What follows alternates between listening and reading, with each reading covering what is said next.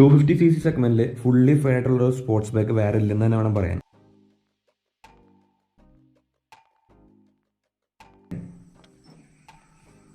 വണ്ടിക്കാരൻ്റെ പുതിയ വീഡിയോയിലേക്ക് എല്ലാവർക്കും സ്വാഗതം.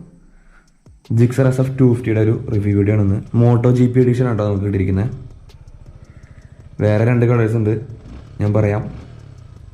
അപ്പോൾ നമ്മൾ നോക്കുകയാണെങ്കിൽ ഈ ഒരു സെഗ്മെന്റിൽ വേറൊരു വാഹനം ഇല്ലെന്നാണ് പറയാൻ. കാരണം 250cc സെഗ്മെന്റിൽ ഫുള്ളി ഫെയർ ആയിട്ടുള്ളൊരു സ്പോർട്സ് ബൈക്ക് വേറെ ഇല്ല. ഉണ്ടായിരുന്നു CBR 250R ഉണ്ടായിരുന്നു. കുറേയേറെ ആളുകളുടെ ഒരു ഫേവറേറ്റ് വാഹനമായിരുന്നു CBR 250R. അതിപ്പോൾ ഡിസ്കണ്ടിന്യൂ ചെയ്തു. ഇപ്പോൾ നമുക്ക് അവൈലബിൾ ആയിട്ടുള്ളതിൽ 250cc സെഗ്മെന്റിൽ ഫുള്ളി ഫെയർ ആയിട്ടുള്ളൊരു വേറെ ബൈക്ക് ഇല്ല എന്നാണ് പറയാൻ. കാരണം ഫേസർ 250 ഉണ്ട്, പക്ഷെ അത് അത്രയാണ് ഫുള്ളി ഫെയർഡ് അല്ലെങ്കിൽ ആ ഒരു സീറ്റിംഗ് പോസ്റ്ററും കാര്യങ്ങളൊന്നും ഒരു സ്പോർട്സ് ബൈക്കിലേക്ക് നമുക്ക് പറയാൻ പറ്റത്തില്ല. One on the one only 250cc sports bike എന്ന് വേണമെങ്കിൽ പറയാം. ഈ വാഹനം എടുക്കാൻ പോകുമ്പോൾ പലർക്കും തന്നെ ഒരു സംശയമായിരിക്കും, GIXXER SF 250 എടുക്കണോ അതോ R15 V3 എടുക്കണമെന്ന്. പക്ഷേ ഇത് രണ്ടും തമ്മിൽ നല്ല രീതിയിലുള്ള പവർ വ്യത്യാസമുണ്ട്, അതുപോലെ തന്നെ വിലയിൽ നല്ല രീതിയിലുള്ള വ്യത്യാസം വരുന്നുണ്ട്. 250cc മറ്റു വാഹനങ്ങൾ നോക്കിക്കഴിഞ്ഞാൽ എല്ലാം തന്നെ നേക്കഡ് ബൈക്സാണ്. സ്പോർട്സ് ബൈക്ക് വേറെ ഒന്നും തന്നെ വരുന്നില്ലെന്ന് വേണം പറയാൻ. കുറച്ച് ഓണേഴ്സിനോട് സംസാരിച്ചു, അങ്ങനെ അറിഞ്ഞ കുറച്ച് കാര്യങ്ങളുണ്ട്. അപ്പോൾ എല്ലാം കൂടി ഞാൻ പറയാം. ഇതിൻ്റെ ഓവറോൾ ഡിസൈൻ എടുക്കുമ്പോൾ അത്യാവശ്യം നല്ല സ്റ്റൈലിഷ് ഡിസൈൻ തന്നെയാണ്. ആ ഫ്രണ്ടിലുള്ള വൈസർ ഒഴിച്ച് നിർത്തി കഴിഞ്ഞാൽ ബാക്കി എല്ലാം തന്നെ പെർഫെക്റ്റ് ആണ്. അതുപോലെ പാനലിൻ്റെ കാര്യത്തിലാണെങ്കിലും ക്വാളിറ്റിയുടെ കാര്യത്തിലാണെങ്കിലും ഒരു വിട്ടുവീഴ്ചയില്ല, നല്ല ക്വാളിറ്റി ഉണ്ട്. അതുപോലെ തന്നെ നമ്മൾ എത്ര സ്പീഡിൽ പോയാലും വൈബ്രേഷനോ കാര്യങ്ങളൊന്നും തന്നെ ഇല്ല, പെർഫെക്റ്റ് ആണ്. ഒരു ഫ്രണ്ടിലുള്ള വിൻഷീൽഡ് അത് ഭംഗിക്കാണെങ്കിലും അതുപോലെ തന്നെ നമ്മൾ യൂസിനാണെങ്കിലും കുറച്ച് കുറഞ്ഞൊരു പാർട്ട് തന്നെയാണ്. കുറച്ചുകൂടി വലിയൊരു വൈസർ വേണമായിരുന്നു. ഇതൊരു 70 കിലോമീറ്റർ സ്പീഡ് എത്തുമ്പോഴേക്കും അതിൻ്റെ ഒരു യൂസ് ഇല്ലാതാവാണ്. ആ ഒരു വിൻഡ് പ്രൊട്ടക്ഷൻ ഒരു 70-75 കിലോമീറ്റർ സ്പീഡ് വരെയൊക്കെ നമുക്ക് ലഭിക്കുള്ളൂ. അതിനുശേഷം ആ ഒരു വൈസറുകൊണ്ട് ഒരു തരത്തിലുള്ള ഉപകാരമില്ല. അപ്പോൾ ഞാൻ യൂസേഴ്സിനോട് ചോദിച്ചപ്പോൾ അവർ പറഞ്ഞത് അവരത് ചേഞ്ച് ചെയ്യാണ്. R310 വൈസർ അവർ നോക്കുന്നുണ്ടെന്നാണ് പറഞ്ഞത്. ഫ്രണ്ടിലേക്ക് വരുമ്പോൾ ഹെഡ്ലൈറ്റും കാര്യങ്ങളൊക്കെ LED ആണ്. നല്ല വിസിബിൾ ആയിട്ടുള്ള ലൈറ്റാണ്. ഞാൻ അന്വേഷിച്ചപ്പോൾ നല്ല രീതിയിൽ വിസിബിൾ ആണ്. R15 V3 കമ്പയർ ആണെങ്കിൽ ഒരുപാട് വ്യത്യാസമുണ്ട്. നല്ല രീതിയിലുള്ള വിസിബിൾ ആയിട്ടുള്ള ഹെഡ്ലൈറ്റാണ് വന്നിരിക്കുന്നത്. അതുപോലെ ഇൻഡിക്കേറ്റേഴ്സ് കാണാം.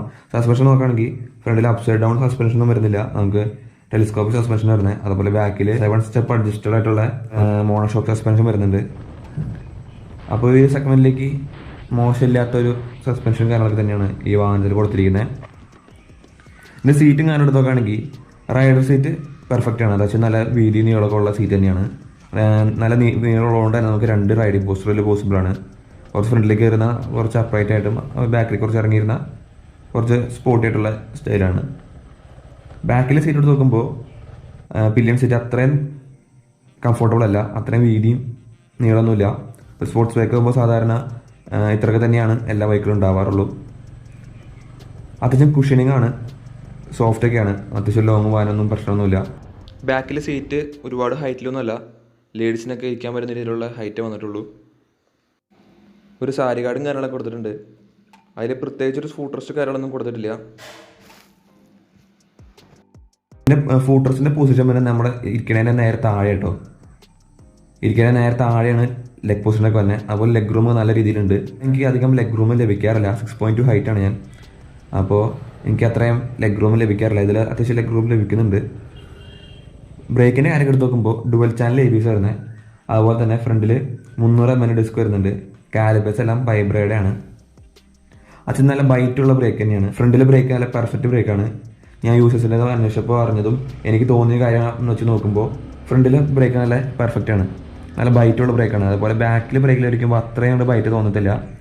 എങ്കിലും കുഴപ്പമില്ല, അത്യാവശ്യം നല്ല രീതിയിലുള്ള ബ്രേക്കും കാര്യങ്ങളൊക്കെ ഈ വണ്ടിയിൽ കൊടുത്തിട്ടുണ്ട്. ഈ വണ്ടിയുടേതായ പെർഫോമൻസിലേക്കുള്ള ബ്രേക്കിങ് ഈ വാഹനത്തിന് കൊടുത്തിട്ടുണ്ട്.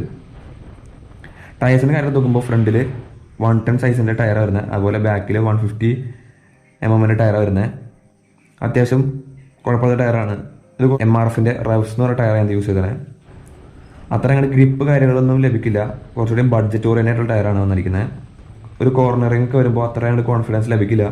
ടയർ നമ്മൾ മെഷീലിൻ്റെ ടയർ എങ്ങാനും യൂസ് ചെയ്യാനായിരിക്കും നല്ലത്. ഒരു സ്പോർട്സ് ബൈക്ക് ആകുമ്പോൾ അത്യാവശ്യം കോർണറും കാര്യങ്ങളെല്ലാം തന്നെ ഇത്തിരി കോൺഫിഡൻസ് ലഭിക്കാനുള്ളതാണ്. അപ്പോൾ കുറച്ചുകൂടി ഗ്രിപ്പുള്ള ടയർ വേണം. ഇത് കുറച്ചുകൂടി ബഡ്ജറ്റ് ഓറിയൻറ്റഡ് ടയറാണ്. സുസുക്കി അത് കൊടുത്തതാണ്.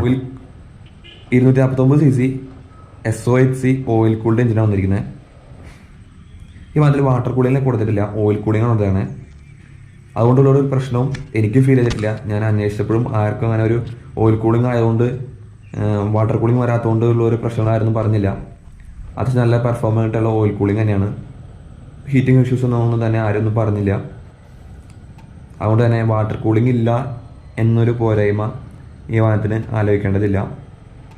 ഇതിൻ്റെ പവറും കാര്യങ്ങളും കൊടുത്തു 9200 RPMലാണ് ഇതിൻ്റെ പവർ പീക്ക് ചെയ്യുന്നത്. 26.8 PS ആണ് അതിൻ്റെ പീക്ക് പവർ വരുന്നത്. അതുപോലെ 22.2 NM ആണ് അതിൻ്റെ പീക്ക് ടോർക്ക് വരുന്നത്. ടോർക്ക് വരുന്നത് 7200 RPMലാണ്. അപ്പോൾ ഒരു 7000 മേളിലേക്കാണ് അതിൻ്റെ പവർ ഫിഗേഴ്സ് എല്ലാം കിടക്കുന്നത്. പക്ഷേ നമുക്ക് ഏകദേശം എല്ലാ RPMലും അത്യാവശ്യം നല്ല രീതിയിലുള്ള പവർ ഫീൽ ചെയ്യും. ഒരു സ്പോർട്സ് ബൈക്ക് ആയതുകൊണ്ട് തന്നെ അതിൻ്റെ ഒരു ട്യൂണിങ് വന്നിരിക്കുന്നത് ഹൈ RPMലേക്കാണ്. എക്സോസ് നോട്ട് എടുത്ത് നോക്കുകയാണെങ്കിൽ നല്ല റിഫൈനഡ് എക്സോസ് നോട്ടാണ്. ഞാൻ കേൾപ്പിച്ചു തരാം.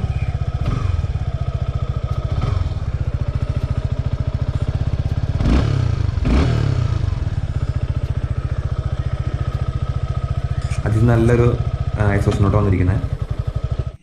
ഇതിൻ്റെ എക്സോസിൻ്റെ ലുക്കൊക്കെ നോക്കുമ്പോൾ ട്വിൻ ടിപ്പായിട്ടുള്ള എക്സോസ് വന്നിരിക്കുന്നത്. ടിപ്പിലായിട്ട് നമുക്ക് ഒരു ക്രോം ഫിനിഷ് കൊടുത്തിട്ടുണ്ട്. നല്ല ഭംഗിയായിട്ടുള്ള എക്സോസ്റ്റാണ്, സ്പോർട്ടി ലുക്കുള്ള എക്സോസ്റ്റാണ് വന്നിരിക്കുന്നത്. ഇത് ഗിയർ ബോക്സ് എടുത്ത് നോക്കുമ്പോൾ അത്യാവശ്യം ഹാർഡായിട്ടുള്ള ഗിയർ ബോക്സാണ്. 6 സ്പീഡ് ഗിയർ ബോക്സ് വന്നിരിക്കുന്നത്. അത്ര സോഫ്റ്റ് അല്ല. അതുപോലെ സ്ലിപ്പർ ക്ലച്ച് വരുന്നില്ല. സെക്കൻഡിൽ സ്ലിപ്പർ ക്ലച്ച് അത്യാവശ്യം വേണ്ട ഒരു ഘടകമാണെന്ന് തോന്നി. എങ്കിലും ആ ഒരു ക്ലച്ചിൻ്റെ ഫീല് കാര്യങ്ങളൊന്നും അത്ര ഹാർഡൊന്നുമല്ല.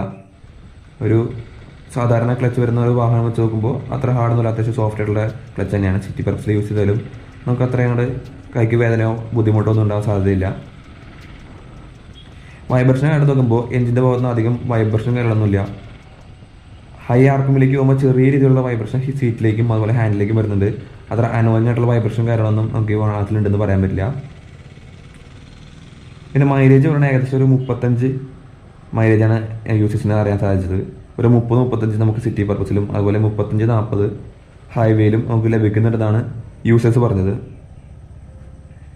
പിന്നെ ബാക്കിലേക്ക് വരുമ്പോൾ ടെയിൽ ലൈറ്റും കാര്യങ്ങളെല്ലാം ഇപ്പോൾ കാണുന്നത് നിങ്ങൾ കാണുന്നത് DRലാണ്. അതുപോലെ തന്നെ നല്ല ഭംഗിയുള്ള ടെയിൽ ലൈറ്റ് വന്നിരിക്കുന്നത്. ടെയിൽ സെക്ഷൻ ആണെങ്കിലും നല്ല ഭംഗിയിലാണ് ടെയിൽ സെക്ഷൻ എല്ലാം കൊടുത്തിരിക്കുന്നത്. നല്ല വീതിയുള്ള മങ്ങാട്ടാണ്. ഒട്ടും തന്നെ ചെളി പില്ലിൻ്റെ അടുത്തേക്ക് തെറിക്കുന്നില്ല എന്നാണ് പറയാൻ. അത് നല്ല രീതിയിൽ ഡിസൈൻ ചെയ്തിട്ടുണ്ട്.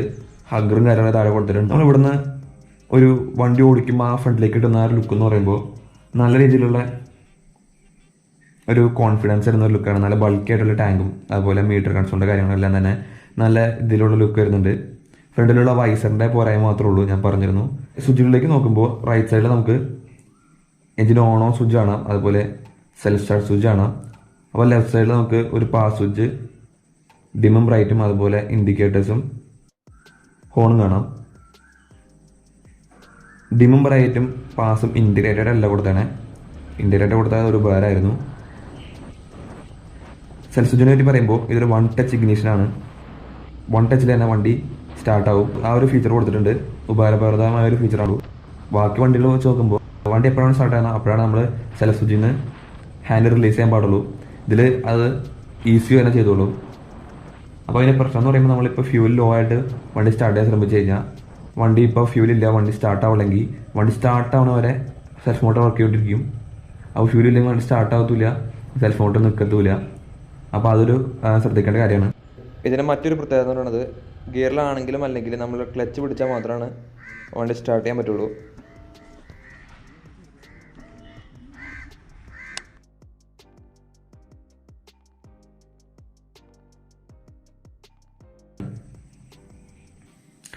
മീറ്ററിനെ അടുത്ത് നോക്കുമ്പോൾ മീറ്റർ മിനിമലിസ്റ്റിക് ആയിട്ട് മീറ്ററാണ് വന്നിരിക്കുന്നത്. ഫീച്ചേഴ്സും കാര്യങ്ങളെല്ലാം വളരെ ബേസിക് ആയിട്ടുള്ള ഫീച്ചേഴ്സാണ്. ടാക്കോമീറ്റർ കാണാം, അതുപോലെ speedometer, fuel, gear position indicator, battery voltage, trip A trip B odometer. ഇതിൽ നമുക്ക് മേലൊരു RPM ഇൻഡിക്കേറ്റർ കാണിച്ചിട്ടുണ്ട്. അത് ബ്ലിങ്ക് ചെയ്യുന്ന രീതിയിലും അതുപോലെ തെളിഞ്ഞിരിക്കുന്ന രീതിയിലും നമുക്ക് സെറ്റ് ചെയ്യാൻ പറ്റും. 2 സൈഡിലായിട്ട് വാർണിംഗ് ലാംപ്സ് കാണാം. ഇതിൽ നമുക്ക് സൈഡ് സ്റ്റാൻഡ് ഇൻഡിക്കേറ്ററോ സൈഡ് സ്റ്റാൻഡ് എഞ്ചിൻ കട്ട് ഓഫോ ഒന്നും തന്നെ വരുന്നില്ല. അതൊരു അത്യാവശ്യം വേണ്ട ഒരു ഘടകമായിരുന്നു. ഒരു 250cc സെഗ്മെൻറ്റിലേക്കുള്ള ഒരു സ്പോർട്സ് ബൈക്കിന് എന്തായാലും വേണ്ട ഒരു കാര്യമായിരുന്നു സൈഡ് സ്റ്റാൻഡ് ഇൻഡിക്കേറ്റർ. അത്യാവശ്യം വേണ്ട കാര്യങ്ങൾ മീറ്ററിൽ കൊടുത്തിട്ടുണ്ട്.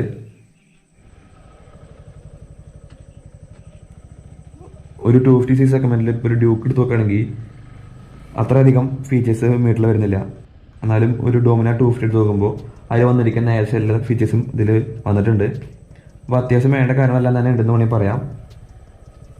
ഇനി റൈഡിംഗ് പോസ്റ്റർ എടുത്ത് നോക്കുമ്പോൾ ഞാൻ പറഞ്ഞ 2 രീതിയിലുള്ള റൈഡിംഗ് പോസ്റ്റർ ഈ വാഹനത്തിൽ വരുന്നുണ്ട്. കുറച്ചുകൂടി അപ്രൈറ്റ് ആയിട്ടുള്ള പൊസിഷനും അതുപോലെ കുറച്ചുകൂടി സ്പോർട്ടി ആയിട്ടുള്ള ഒരു റൈഡിംഗ് പോസ്റ്റർ വരുന്നുണ്ട്. ഇനി റൈഡിംഗ് പോസ്റ്റർ എടുത്ത് നോക്കുമ്പോൾ അത്ര അങ്ങോട്ട് സ്പോർട്ടി ആയിട്ടുള്ള റൈഡിംഗ് പോസ്റ്റർ അല്ല എന്ത് വരുന്നത്. ഒരു R15 V3 അല്ലെങ്കിൽ RR 310 ഒക്കെ എടുത്ത് നോക്കുമ്പോൾ അത്ര അങ്ങോട്ട് സ്പോർട്ടി ആയിട്ടുള്ള റൈഡിംഗ് പോസ്റ്റർ അല്ല. നമുക്ക് കുറച്ചുകൂടി റിലാക്സ്ഡ് ആയിട്ട് ഇരിക്കാൻ പറ്റും. ഹാൻഡിലേക്കൊന്നും അത്രയും പ്രഷറും കൊടുക്കേണ്ട കാര്യമില്ല, കൈവേദന കാര്യങ്ങളൊന്നും നിൽക്കത്തില്ല. അതുകൊണ്ട് തന്നെ നമുക്ക് അത്യാവശ്യം ലോങ്ങും ആയാലും സിറ്റി പർപ്പസിലേക്കാണെങ്കിൽ പോലും അത്രയ്ക്ക് അങ്ങോട്ട് കയ്യിലേക്ക് പ്രഷർ കാര്യങ്ങൾ വരുന്നില്ല. അതുകൊണ്ട് തന്നെ കൈവേദന കാര്യങ്ങൾ എടുക്കത്തില്ല. മറ്റ് സ്പോർട്സ് ബൈക്കായിട്ട് കമ്പയർ ചെയ്യുമ്പോൾ സിറ്റിയിലേക്കൊക്കെ നമുക്ക് വേണമെങ്കിൽ കുറച്ചുകൂടിയും അപ്രൈറ്റ് ആയിട്ട് ഇരിക്കാം. അതിനുള്ള പൊസിഷൻ വരുന്നുണ്ട്, കുറച്ചുകൂടി കംഫർട്ടബിൾ ആയിട്ട് ഇരിക്കാൻ പറ്റും. അതുപോലെ ഹാൻഡിലിൻ്റെ കാര്യം എടുത്ത് നോക്കുമ്പോൾ ക്ലിപ്പ് ഓൺ ഹാൻഡിൽ ബാർസാണ് വരുന്നത്. അത് നല്ല ക്വാളിറ്റിയുള്ള ഹാൻഡിൽ ബാർസാണ് വന്നിരിക്കുന്നത്. ഇതിൻ്റെ ടാങ്ക് എടുത്ത് നോക്കുമ്പോൾ 12 ലിറ്റേഴ്സ് ടാങ്ക് വരുന്നത്. അത്യാവശ്യം നല്ല ബൾക്കി ആയിട്ടുള്ള ടാങ്കാണ്. R15 V3 എടുത്തൊക്കെയാണെങ്കിൽ 11 ലിറ്റേഴ്സാണ് ടാങ്ക് കപ്പാസിറ്റി വരുന്നത്. അപ്പോൾ അത് നല്ലൊരു ടാങ്ക് കപ്പാസിറ്റി ഉണ്ടെന്ന് പറയാം. ഇതിൻ്റെ ഒരു റേഞ്ച് എടുത്ത് നോക്കുമ്പോൾ ഏകദേശം 400 കിലോമീറ്ററിൻ്റെ അടുത്താണ് ഇതിൻ്റെ ഒരു ടാങ്കിൻ്റെ റേഞ്ച് വരുന്നത്. അത് നല്ല രീതിയിലുള്ള ടാങ്ക് റേഞ്ച് വരുന്നുണ്ട്.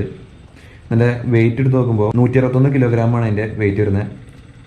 എന്നാലും അത്ര അങ്ങോട്ട് വെയിറ്റ് ഉള്ള വണ്ടിയാണ് നമുക്ക് ഓടിക്കും ഫീൽ ചെയ്യില്ല. 160 കിലോഗ്രാമുള്ള വണ്ടിയാണ് നമുക്ക് ഓടിക്കും ഫീൽ ചെയ്യില്ല.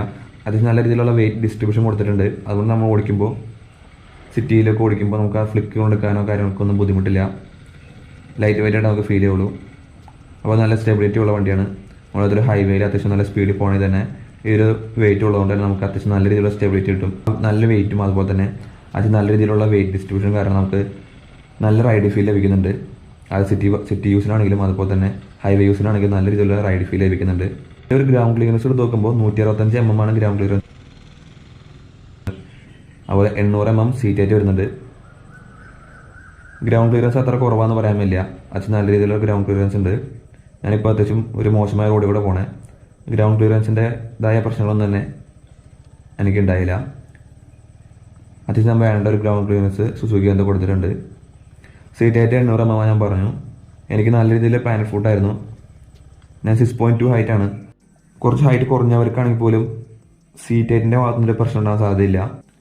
ഇതിൻ്റെ മിറേഴ്സ് ഒക്കെ എടുത്ത് നോക്കുമ്പോൾ അത്യാവശ്യം യൂസ്ഫുൾ ആയിട്ടുള്ള മിറേഴ്സാണ്. നല്ല വൈഡായിട്ടും അതുപോലെ തന്നെ അത്യാവശ്യം വിസിബിൾ ആയിട്ടുള്ള മിറേഴ്സാണ് തോന്നിയിരിക്കുന്നത്. ഇതിൻ്റെ ഒരു പ്രശ്നം എടുത്ത് നോക്കുമ്പോൾ സിറ്റിയിലൊക്കെ നമ്മൾ ഫ്ലിക്ക് ചെയ്തുകൊടുക്കുമ്പോൾ മറ്റു വാഹനങ്ങളിലേക്ക് തട്ടാനുള്ള സാധ്യത കൂടുതലാണ്. കുറച്ചുകൂടി പുറത്തേക്ക് പ്രൊജക്റ്റ് ആയിട്ട് നിൽക്കുന്ന ഒരു മിറേഴ്സ് വന്നിരിക്കുന്നത്. അപ്പോൾ അത് അങ്ങനെ രീതിയിൽ ബുദ്ധിമുട്ടുണ്ടായേക്കാം. എങ്കിൽ നല്ല ആ മിററിൻ്റെ കർത്തവ്യം കൃത്യമായിട്ട് ചെയ്യുന്നുണ്ട്. നല്ല രീതിയിൽ വിസിബിളാണ് മിറേഴ്സ്.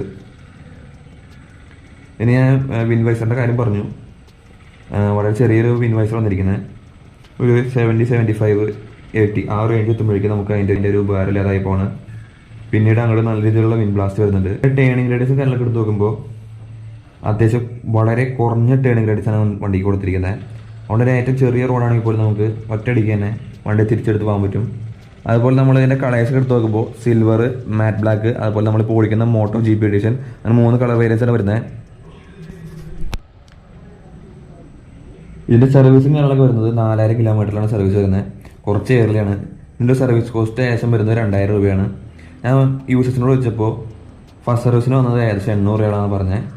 അപ്പോൾ വളരെ കുറഞ്ഞൊരു സർവീസ് റേറ്റാണ് വരുന്നത്. R15 V3 കൊടുത്ത് നോക്കുമ്പോൾ ഏകദേശം 1000 മേളിലേക്കാണ് സർവീസ് കോസ്റ്റും കാര്യങ്ങളൊക്കെ വരുന്നത് ഫസ്റ്റ് സർവീസ് തന്നെ. അപ്പോൾ ആ രീതിക്ക് നോക്കുമ്പോൾ അത്യാവശ്യം അതും 150cc സെഗ്മെൻറ്റിലേക്ക് ആണ് ആ ഒരു റേറ്റ് വരുന്നത്. ഇത് 250cc ബൈക്കിന് വളരെ കുറഞ്ഞൊരു സർവീസ് കോസ്റ്റാണെങ്കിൽ പറയാം. ഇനി ഈ വണ്ടി ആർക്കൊക്കെ ചെയ്ത് നോക്കുമ്പോൾ ഒരു ബിഗിനർക്ക് പറ്റിയൊരു വാഹനമാണ്. അതിൻ്റെതായ പവറും ഒരു ബിഗിനർക്ക് വേണ്ടതായ പവറും അതിന് ആവശ്യമായ ബ്രേക്കും കാര്യങ്ങളൊക്കെയാണ് ഈ വാഹനത്തിൽ കൊടുത്തിരിക്കുന്നത്. 2,70,000 ആണ് ഇതിൻ്റെ ഓൺ റോഡ് പ്രൈസ് വരുന്നത്. അപ്പോൾ നമുക്ക് ബൈക്ക് വന്നത് അങ്കമാലുള്ള ജോസ് സുസുക്കിയാണ്. അവരുടെ ഡീറ്റെയിൽസും കാര്യങ്ങളെല്ലാം ഞാൻ താഴെ കൊടുക്കാം. കോൺടാക്ട് ചെയ്യാനുള്ള നമ്പർ ഞാൻ താഴെ കൊടുക്കാം. അപ്പോൾ ഇന്ത്യയിലെ എൻക്വയറി ഉള്ളവർക്ക് തീർച്ചയായിട്ടും വിളിച്ച് ചോദിക്കാം. EMI ഓപ്ഷനും കാര്യങ്ങളെല്ലാം തന്നെ നിങ്ങൾക്ക് വിളിച്ച് ചോദിക്കാവുന്നതാണ്. അപ്പോൾ അത്രയ്ക്കുള്ള വീഡിയോ ഇഷ്ടപ്പെട്ട ലൈക്ക് ചെയ്യുക. അതുപോലെ അഭിപ്രായങ്ങളും നിർദ്ദേശങ്ങളും തീർച്ചയായിട്ടും കമൻറ്റ് ചെയ്യുക. സംശയം ഉണ്ടെങ്കിൽ തീർച്ചയായിട്ടും ചോദിക്കുക. ചാനൽ ഇഷ്ടപ്പെട്ട ചാനൽ സബ്സ്ക്രൈബ് ചെയ്യുക. അപ്പോൾ നന്ദി.